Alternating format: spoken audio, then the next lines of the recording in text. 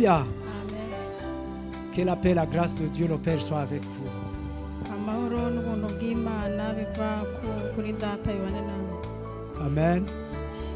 Est-ce que vous allez bien? Ese mumeze neza? Vous allez bien? Mumeze neza? Amen, amen.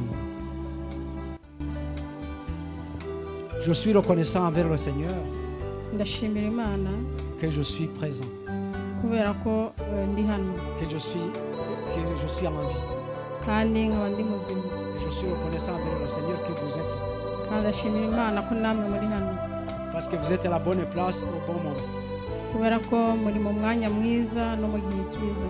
Parce que vous êtes là pour écouter la parole de Dieu. Kuko muri hano kugira ngo mwumve ijambo ry'Imana. Et pour louer, nous avons loué le Seigneur, nous avons adoré le Seigneur à travers les chants. Twashimye Imana, twahimbaje Imana mu ndirimbo. Et maintenant, nous allons écouter la parole de Dieu. Que le Seigneur soit loué. None tugiye kumva ijambo ry'Imana, Imana ishimwe. Et nous allons lire la parole de Dieu qui se trouve en Actes des Apôtres. Tugiye gusoma ijambo ry'Imana ari mu byakozwe n'intumwa. Et j'aimerais qu'on lise au chapitre 8, Nifuza ko dusoma ku bice 8 du verset 4 au verset 25. duhereye ku murongo wa 4 kugeza ku wa 25. Actes des Apôtres, chapitre 8, Ibyakozwe n'intumwa ibice 8 du verset 4 au 24. duhereye ku murongo wa 4 kugeza ku wa 25. Je vais lire. Ngiye gusoma. Ceux qui avaient été dispersés allaient de lieu en lieu annonçant la bonne nouvelle de la parole. Philippe étant descendu dans la ville de Samarie, il prêchait le Christ. Les foules tout entières étaient attentives à ce que disait Philippe lorsqu'ils apprirent et virent les miracles qu'il faisait. Car des esprits impurs sortirent de plusieurs démoniaques en poussant des grands cris, et beaucoup de paralytiques et de boiteux furent guéris. Et il y eut une grande joie dans cette ville. Il y avait auparavant dans la ville un homme nommé Simon, qui se donna pour un personnage important, exercer la magie et provoquer l'étonnement du peuple de la Samarie. Tous, depuis le plus petit jusqu'au plus grand, l'écoutaient attentivement et disaient, celui-ci est la puissance de Dieu, celle qui s'appelle la grande. Ils l'écoutaient attentivement parce qu'il les avait longtemps étonnés par ses actes de magie. Mais quand ils eurent cru à Philippe, qui leur annonçait la bonne nouvelle du royaume de Dieu et du nom de Jésus-Christ, hommes et femmes se firent baptisés. Simon lui-même crut, et après avoir été baptisé, il ne quittait plus Philippe. Et il voyait avec étonnement les miracles et les grands prodiges qui s'opéraient. Je vais demander à ma soeur de lire en Kinyarwanda jusqu'au verset 13. Nuko batatanye baja hose bamamaza ijambo ry'Imana. Filipo aramanuka ajya mu mudugudu w'i Samariya ababwiriza ibya Kristo. Abaho benshi baraterana bumva ibyo Filipo avuga n'umutima uhuye bamwitayeho. Bumvise kandi babonye ibimenyetso yakoraga, kuko benshi muri bo bari bafite abadayimoni babavamo basakuza cyane, n'abari baremaye n'abacumagira benshi barakizwa. Haba umunezero mwinshi muri uwo mudugudu. Hariho umuntu w'umukonikoni witwaga Simoni wabaga muri uwo mudugudu, agatangaza ubwoko bw'Abasamariya akiyita ukomeye. Baramwumvaga bamwitayeho bose, abakomeye n'aboroheje bati, uyu muntu niwe mbaraga y'Imana yitwa ikomeye. Icyatumaga bamwitaho ni uko uhereye kera yajyaga batangarisha iby'ubukonikoni bwe. Ariko bamaze kwizera ubutumwa bwiza Filipo ababwira bw'ubwami bw'Imana n'ubw'izina rya Yesu Kristo, barabatizwa abagabo n'abagore. Na Simoni ubwo aremera, kandi amaze kubatizwa agumya kubana na Filipo, abonye uburyo akora ibimenyetso n'imirimo ikomeye arumirwa.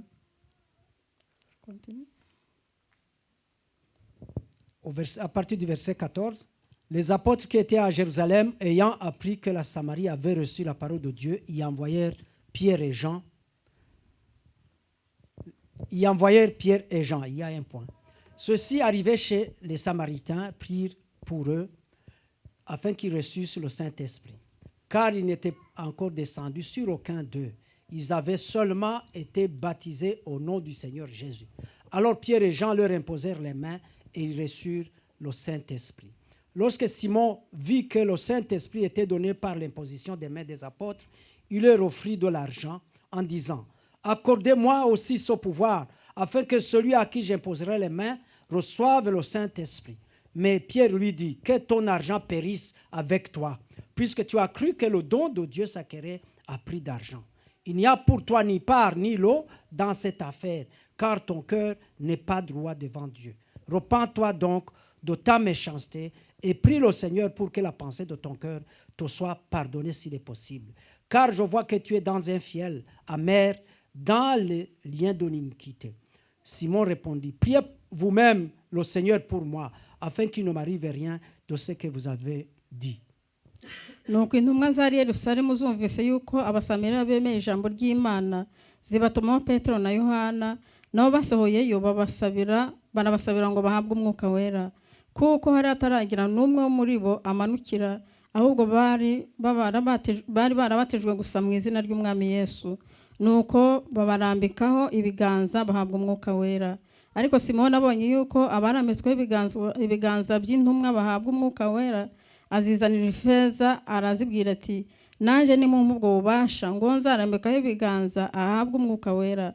Petero aramubwira ati, pfana ifeza yawe, kuko hageze ngo impano y'Imana iboneshwa ifeza, nta mugabane haba n'urutabe ufite muri byo, kuko umutima wawe udatunganiye Imana. Nuko wihane ubwo bubi bwawe, usaba umwami kugira ngo ahari niba bishoboka ibyo wibwira mu mutima wawe ubibabarirwe.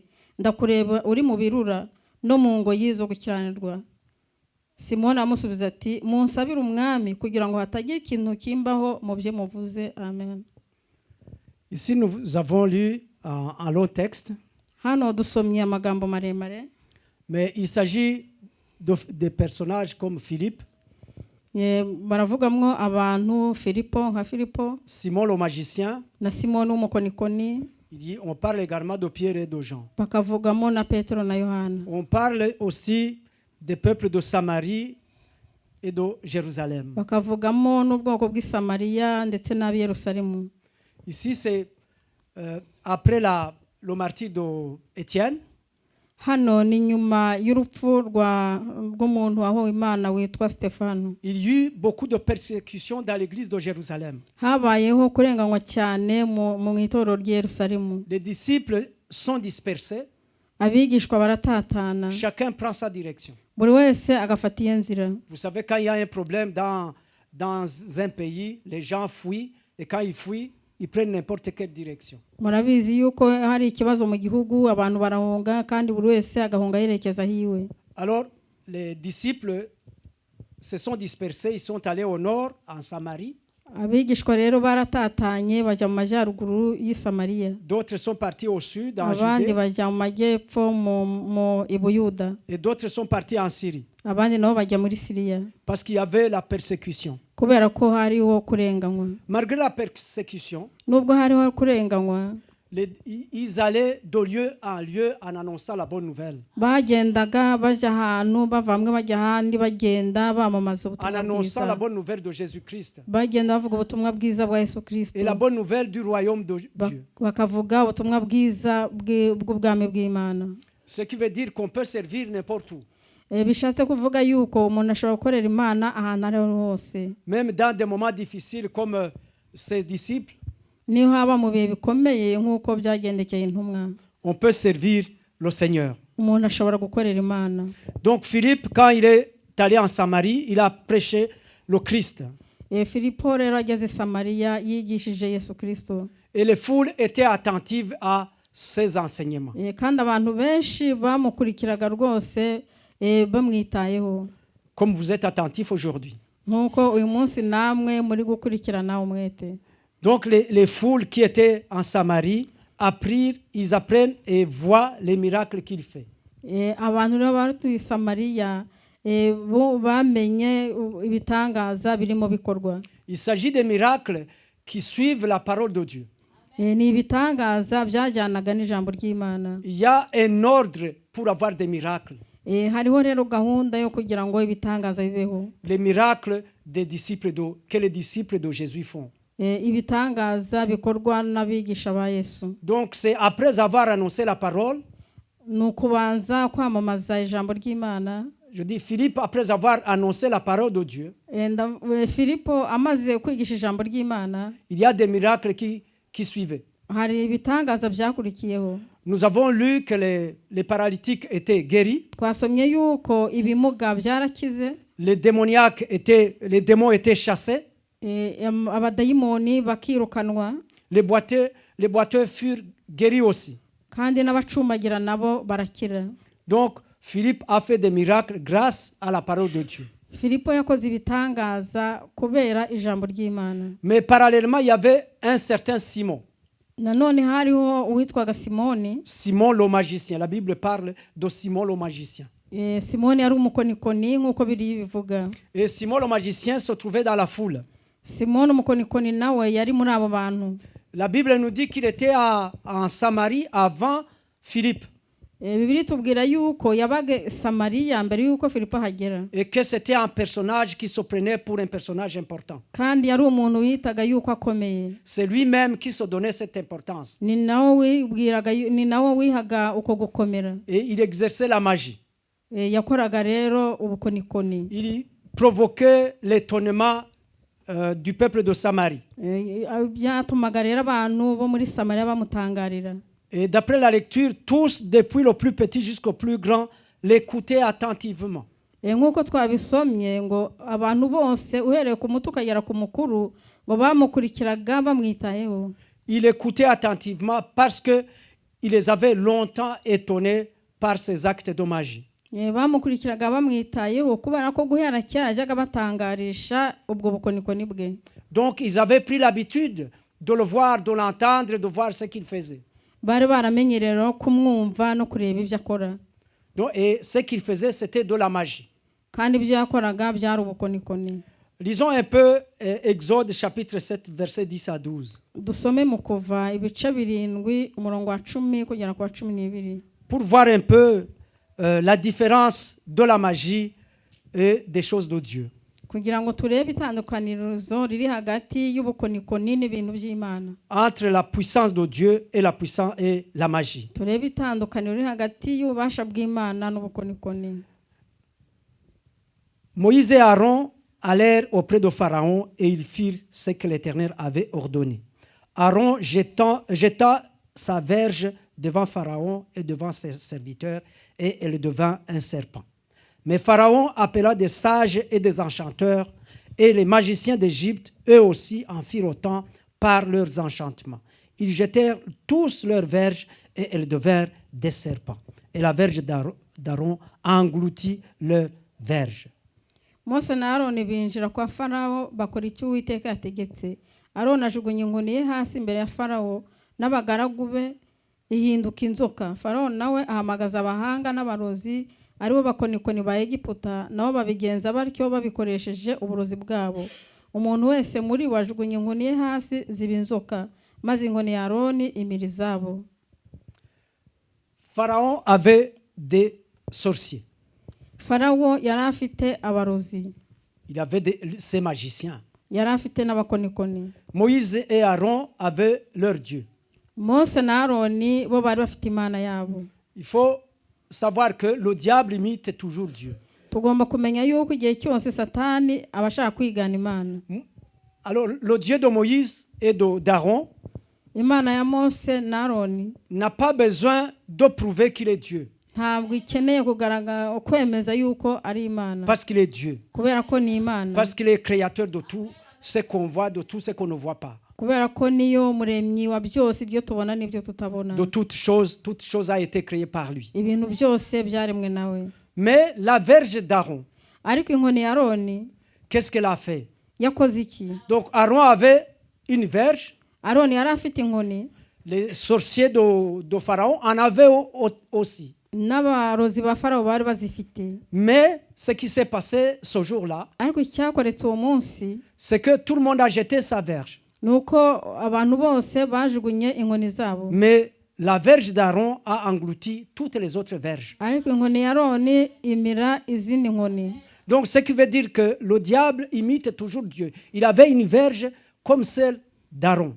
Bivuze yuko Satani buri gihe cyose yigana Imana nawe yari afite inkoni nk'iyo Aroni yari afite. Que Dieu nous aide à comprendre. imana idufashe kugira ngo tubyumve, Que le Saint-Esprit nous aide à comprendre la puissance de Dieu. umwuka wera adufashe kumva imbaraga z'imana, Et qui nous permette aussi de discerner la verge d'Aaron et la verge des sorciers. kandi adufashe kumenya itandukaniro riri hagati y'inkoni ya Aroni n'inkoni y'abarozi. Alors, il y avait Simon avait été baptisé. Simoni yari yarabatijwe. Au verset 12, nous avons lu, Ku murongo wa 12 aho twasomye, mais quand ils eurent cru à Philippe, ils leur annonçaient la bonne nouvelle du royaume de Dieu et du nom de Jésus-Christ. Des hommes et des femmes se firent baptiser. ngo umuntu wese muri Verset 12. Actes des apôtres 8. Donc, ils ont cru en la parole de Dieu que Philippe avait prêchée. Alors, les hommes et les femmes se sont fait baptiser.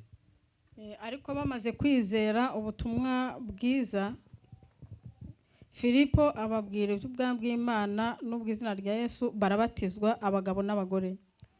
Simon lui-même, le magicien lui-même crut. Simoni wa mukonikoni nawe ubwe aremera. Après avoir été baptisé, il ne quittait plus Philippe. Amaze kubatizwa ntiyongeye gusiga Filipo, Il voyait avec étonnement les miracles et les grands prodiges qui s'opéraient. kubera kuko ibi byo Filipo ibitangaza n'ibimenyetso yakoraga byaramutangazaga. Donc, Simon lui-même fut baptisé. Simoni nawe ubwe arabatizwa. Vous savez que le baptême, c'est un témoignage.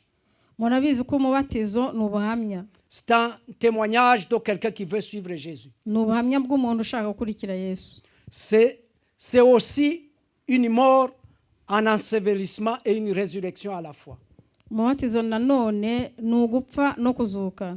Donc, on est mort au péché, Umuntu aba apfuye ku cyaha, on est enseveli parce qu'on est mort, urahambwa nyine kubera kuko wapfuye, et il y a la résurrection. noneho hakabaho no kuzuka. Et tu es ressuscité avec Christ Ukazukana na Kristo, pour une nouvelle vie. ukazuka kwinjira mu bugingo Donc, bushya, on est né de nouveau. ubuvutso bwa kabiri. En 2 Corinthiens chapitre 5 verset 17, il est dit, Mu Bakorinto ba kabiri ibice 5 umurongo wa 17 baravuga ngo, si quelqu'un est en Christ, il est une nouvelle créature. iyo umuntu ari mu Kristo Yesu aba ari icyaremwe gishya. Les choses anciennes sont passées. Ibya kera biba bishize, Et voici, toutes choses sont devenues nouvelles. dore byose biba bihindutse bishya. Ici, Simon lui-même a cru, d'après ce que nous lisons dans la Bible. Dukurikije ibyo dusomye muri Bibiliya, Simoni nawe yaremeye. Après avoir été baptisé, il suivait Philippe partout où il allait. Amaze kubatizwa yakurikiraga Filipo aho agiye hose. Je pense que Simon était fasciné par les miracles qui étaient opérés par Philippe. Ndatekereza yuko Filipo yakururwaga n'ibitangaza byabaga bikozwe na Filipo. Simon était fasciné par les miracles que Philippe faisait. Simoni yabaga akuruwe n'ibitangaza Filipo akora. Je pense que les miracles l'impressionnaient. Ndatekereza yuko ibyo bitangaza byaramutangazaga nyine. Mais la parole de Dieu était sans effet sur lui. Ariko ijambo ry'Imana ntacyo ryamukoragaho. Comme nous avons lu la suite, nkuko twasomye ahakurikira, Simon n'a pas la foi. Simoni nta kwizera yari afite. Parce qu'on ne le voit nulle part, c'est marqué qu'il s'est repenti. Kuko nta hantu tubona byanditse yuko yihannye. Il est pourtant baptisé. Nyamara kandi yarabatijwe. Il a été baptisé dans beaucoup d'eau. Yabatijwe mu mazi menshi. Parce que Philippe, c'est un disciple de Jésus. Kubera ko Filipo ni umwigishwa wa Yesu. Enfin, je rappelle que Philippe est parmi les diacres qui ont été choisis, les 7 diacres qui ont été choisis. Ndibutsa yuko Filipo yari umwe mu badiyakoni bari baratoranijwe. Donc c'est quelqu'un qui a connu Jésus. Ni umuntu rero wari waramenye Yesu. Donc il a baptisé selon la manière dont Jésus lui-même a été baptisé. Yabatije rero nkuko akurikije uko Yesu nawe yabatijwe. Donc Simon était baptisé. Simoni yari yarabatijwe, mais il n'était pas sauvé. Ariko nta gakiza afite. Ce qui veut dire que le baptême seul ne sauve pas. bishatse kuvuga yuko umubatizo wonyine nta gakiza utanga. Le baptême, c'est une étape. Kubatizwa ni intambwe imwe. C'est une étape. Il faut continuer dans la voie du Seigneur après le baptême. Ni intambwe imwe umuntu abakoze ariko ubugomba gukurikirana n'izindi ntambwe. Donc Philippe qui l'a baptisé, Philippe wamubatije, il ne savait pas voir le cœur de Simon. Ntabwo yashoboraga kumenya ibiri mu mutima wa Simoni. Il a baptisé sur base de son témoignage, de ce qu'il a dit. Yamubatije akurikije ubuhamya bwe, akurikije ibyo yivugiye. Parce qu'il avait confessé certainement. Kuko byanze bikunze yari yatuye. Et il avait cru que le Seigneur Jésus était son sauveur. Kandi yari yizeye ko Yesu Kristo ari we mwami we n'umukiza we. Et après, dès que l'église de Jérusalem a appris que les païens de Samarie avaient reçu Jésus comme leur Seigneur et Sauveur, Abi Yerusalemu bamaze kumenya yuko abapagani b'i Samariya bamaze kwakira Yesu Kristo nk'umwami n'umukiza wabo. Je voudrais préciser que Samarie, les Samaritains ne sont pas des Juifs, ce sont des gentils. Yango nsobanura yuko abasamariya ntabwo bari abakristo, ntabwo bari abisirayeli, ntabwo bari abayahudi. Donc voilà, c'était pas des Israélites, si vous voulez bien. C'était pas des Israélites, c'était des païens, des étrangers, comme on dit. Bari abapagani cyangwa se abanyamahanga nk'uko babivuga. Alors les apôtres qui étaient restés à Jérusalem ont appris que en Samarie, il y a des gens qui ont accepté, qui ont cru en Jésus-Christ. Abigishwa bari Yerusalemu rero bamenya yuko abi Samariya nabo bakiriye Yesu Kristo nk'umwami n'umukiza wabo. C'est ainsi que Pierre et Jean sont envoyés pour voir ce qui se passe en Samarie. Ni gutyo rero boherejeyo Petero na Yohana kureba ibiri kubera i Samariya. Donc l'église de Jérusalem a envoyé Pierre et Jean pour aller rendre visite à l'église sœur qui vient de voir le jour en Samarie. Itorero ry'i Yerusalemu niryo ryohereje Petero na Yohana gusura itorero ryari rimaze kuvuka aho ngaho i Samariya. Alors Pierre et Jean, quand ils sont arrivés là, ils leur ont demandé s'ils avaient reçu le Saint-Esprit. Petero na Yohana bahageze rero barababaza ati ese mwahawe umwuka wera? Ils ont dit non. Baravuga ati oya. Nous avons seulement été baptisés, mais nous n'avons pas encore eu le Saint-Esprit. Alors ils ont prié pour eux afin qu'ils reçoivent le Saint-Esprit. Alors ils leur ont imposé les mains.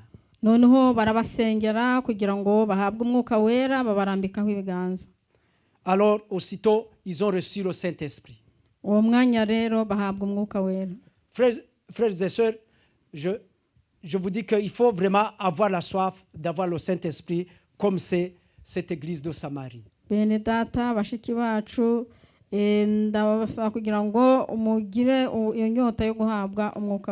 avons tous, si nous sommes nés de nouveau, nous avons la soif, cette soif d'avoir le Saint-Esprit, d'être baptisés dans le Saint-Esprit. Alors Pierre et Jean ont imposé les mains aux Samaritains et ils ont été remplis du Saint-Esprit.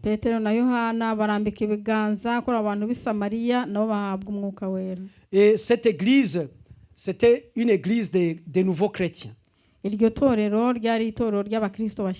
La présence de Pierre et Jean montre la communion entre les chrétiens.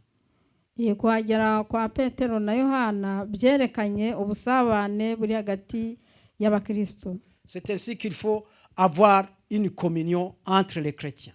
Il doit y avoir un amour entre les chrétiens. Parce que si nous ne vivons pas ensemble aujourd'hui, plus tard, nous vivrons ensemble dans le ciel.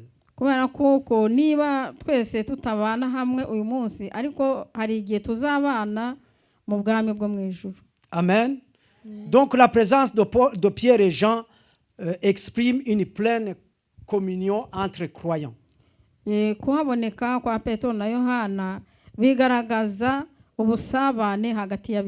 Parce que c'est le même corps.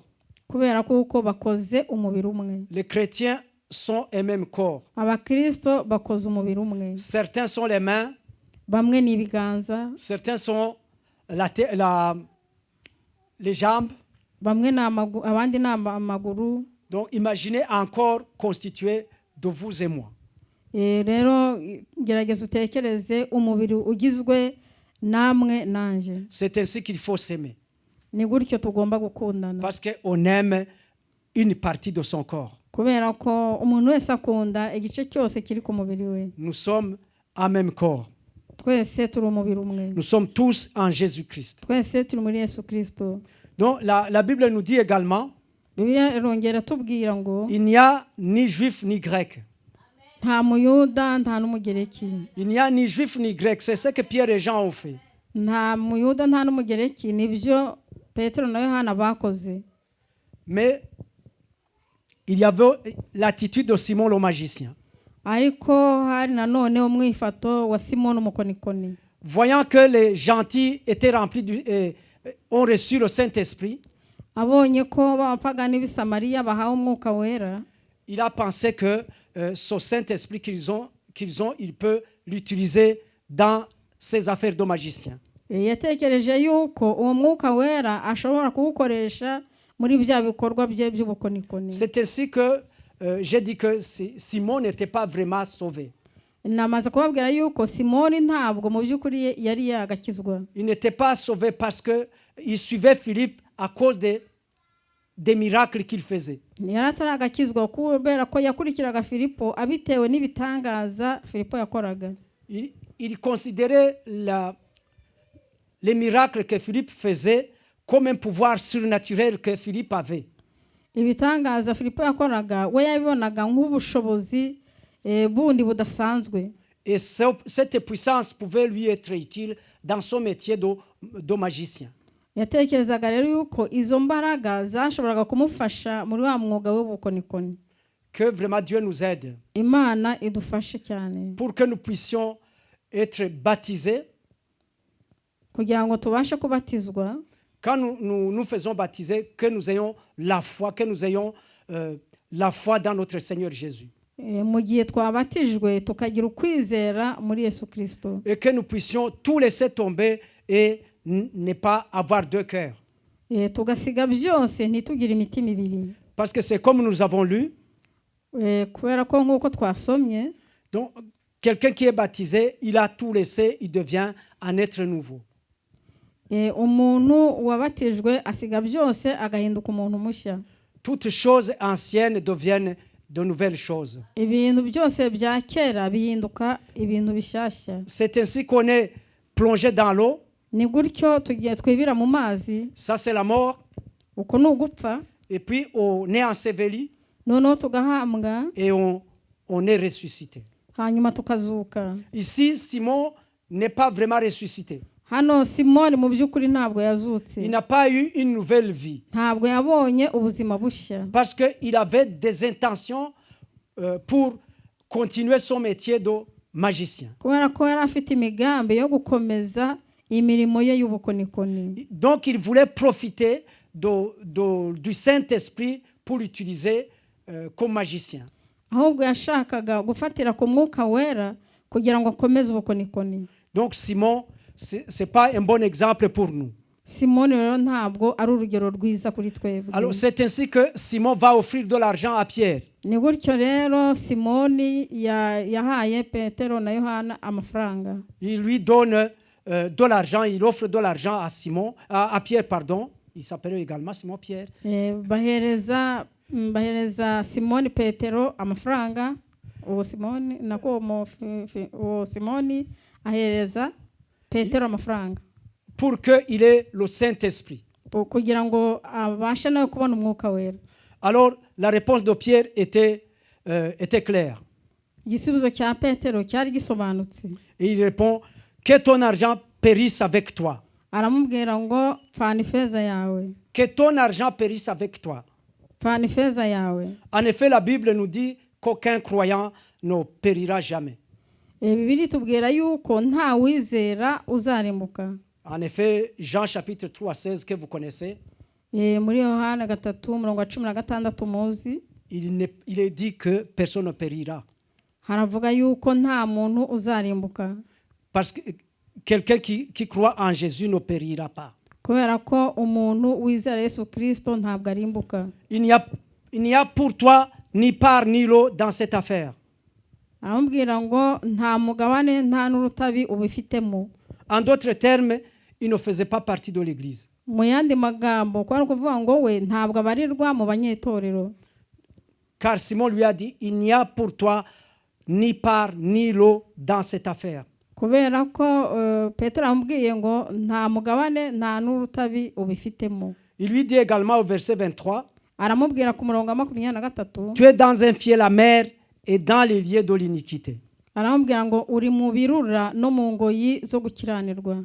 Simon est visiblement loin d'une personne née de nouveau. mu bigaragara Simoni ari kure cyane y'umuntu wavutse ubwa kabiri. Que ton argent périsse avec toi. aramubwira ngo upfane ifeza yawe. La Bible nous dit que aucun croyant ne périra pas. Bibiliya itubwira yuko nta muntu wizera uzapfa. J'ai parlé tout à l'heure de Jean 3,16. mu kanya gashize navuze kuri Yohana 3:16. Il est dit, Dieu a tant aimé le monde avuga ngo Imana yakunze abari mu isi cyane qu'il a donné son Fils unique bituma itanga umwana wayo w'ikinege afin que celui qui croit en lui ne périsse point, kugira ngo umwizera wese atarimbuka mais qu'il ait la vie éternelle. ahubwo ahabwe ubugingo buhoraho. C'est ainsi que Pierre a dit cela. ni gutyo Petero yavuze. Parce que Simon voulait lui donner de l'argent. kubera ko Simoni yashaka kumuha amafaranga. Faisons donc attention. twitonde. Nous sommes dans des moments difficiles. turi mu bihe bikomeye. Nous sommes dans les derniers temps. turi mu bihe bya nyuma. On voit des gens qui s'appellent serviteurs de Dieu, aho tubona abantu biyita abakozi b'Imana, qui s'appellent intercesseurs, bakiyita abanyamasengesho, qui demandent de l'argent pour porter le fardeau des frères et des sœurs, basaba amafaranga kugira ngo bikorere imitwaro ya bene data n'abashiki pour aller bacu, prier pour eux. kugira ngo bajye kubasengera. La Bible nous dit aussi que nous avons reçu gratuitement, nous devons donner gratuitement. Bibiliya tubwira nanone ko twahawe ku bw'ubuntu tugomba gutangira ubuntu. Vous le lirez en Matthieu 9:8. Muzabisoma muri Matayo 9:8. Vous avez reçu gratuitement, donnez gratuitement. Mwahawe ku bw'ubuntu mutange ku bw'ubuntu. C'est la réponse de Pierre à Simon. Icyo ni igisubizo cya Petero yahaye Simoni. Parce qu'il donnait l'argent. kubera ko Simoni yashaka gutanga amafaranga. Nous sommes dans des mauvais moments. Turi mu bihe bibi bene data bashiki bacu. On vous dit je vais faire des prières pour toi. Barababwira ngo ndagusengera. Donne-moi l'argent, je vais passer une semaine sur la montagne. Mpa amafaranga ndajya ku musozi mare y'icyumweru. Comme si Dieu habitait la montagne. Nkaho Imana ituye mu misozi. Comme si Dieu n'était pas là où tu es. Nkaho Imana itaraho wowe uri. Faisons attention. Twitonde. Faisons attention. Et méfions-nous de certains soi-disant serviteurs de Dieu. Ne gardez pas, parlez-en autour de vous. Pour que personne ne soit trompé. Parce que les serviteurs de Dieu qui demandent de l'argent, ou bien ceux qui s'appellent serviteurs de Dieu, la Bible nous dit vous avez reçu gratuitement, donnez gratuitement. Amen. Que le Seigneur nous aide pour ça. Mais Pierre ne s'est pas arrêté là. Pierre exhorte Simon à se repentir. Pierre prie pour que ses mauvaises intentions soient pardonnées. Mais comme Simon n'avait rien compris, il va demander à Pierre d'être son médiateur.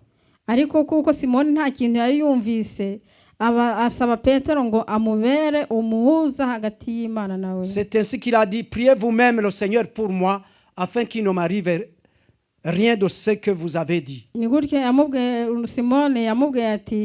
unsabira imana kugira ngo hatajyana kimwe kimbaho mu byo muvuze. Il y a une absence de véritable repentance dans le chef de Simon. Simoni w'umukonikoni ntabwo yigeze yicuza icyaha cye. Mais il regrettait des conséquences que ça pouvait causer. Ahubwo icyo yicuzaga ni ingaruka ubukonikoni bwe bwari kumuzanira. Amen.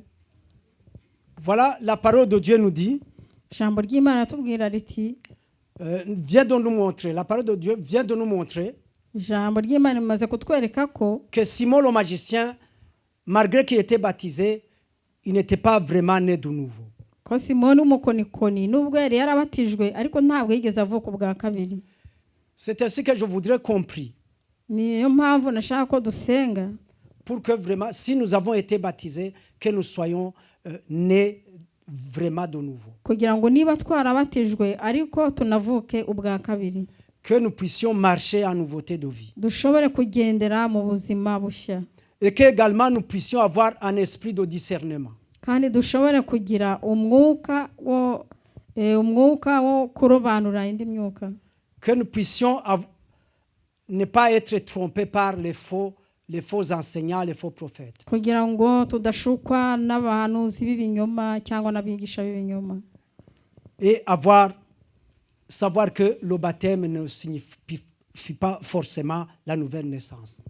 Kandi tukabasha gusobanukirwa ko ntabwo kubatizwa byanze bikunze bisobanura kuvuka ubwa kabiri. Et que seul le médiateur entre Dieu le Père et nous, il n'y a que Jésus-Christ. Kandi tukamenya ko muhuza ari umwe hagati yacu n'Imana ni Yesu Kristo. Il n'y a personne d'autre Nta wundi uhari que Jésus-Christ, le médiateur entre le Père et nous. keretse Yesu Kristo niwe muhuza wacu n'Imana Data. Est-ce qu'il y a quelqu'un qui voudrait qu'on prie pour lui? Hari umuntu uhari ushaka kuko bamusengera pour qu'il naisse réellement de nouveau, il ait une vraie naissance, nouvelle naissance. kugira ngo avuke ubwa kabiri. Quelqu'un peut-être qui a laissé tomber, Wenda se hari umuntu wabivuyemo, qui a laissé de côté la vie en Jésus-Christ, akaba yararetse ubuzima bwo kugendana na Yesu, pour qu'on puisse prier afin qu'il puisse retrouver le bon chemin. kugira ngo dusenge yongere afate inzira nziza. Ou une personne qui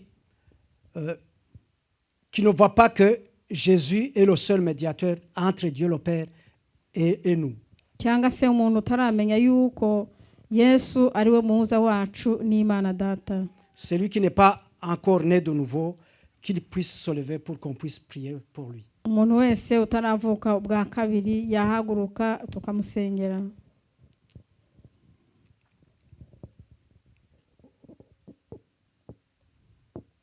S'il n'y en a pas, je vais vous demander de vous lever. Niba ari nawe ndabasanga umuhaguruke. Et je vais demander au pasteur Aaron de prier. Hanyuma se Pour la Pasteur Aaron kugira ngo asenge.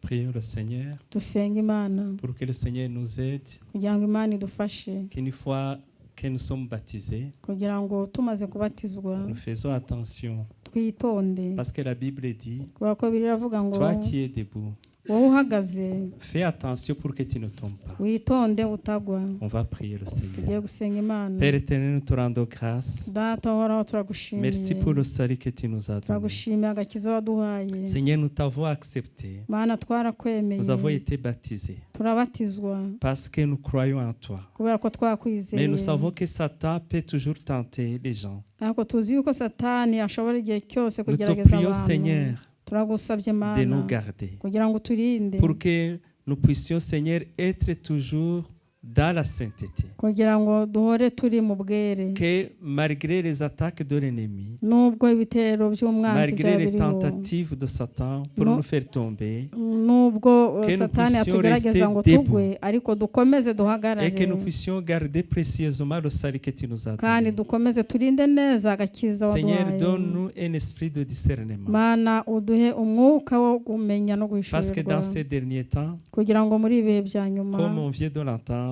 nk'uko tumaze il y a kubyumva, des faux prophètes. hariho abahanuzi b'ibinyoma Seigneur, qui demandent de l'argent pour prier.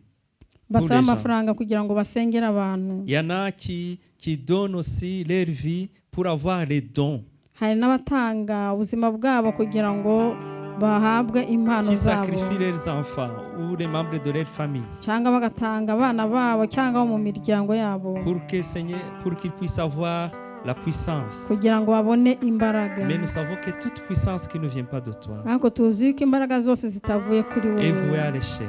izo zose ni iz'ubusa. Seigneur, garde ton église. Mana urinde itorero Seigneur, ryawe. merci pour ton serviteur, Mana wakoze kubw'umugaragu pour la wawe, parole qu'il vient de nous donner. kubw'ijambo amaze Que tu kutugaburira. le bénisses, que tu lui donnes de quoi servir toujours ton umuhe peuple. umugisha ujye umuha Adonai à ibyagabura ton ubwoko bwawe.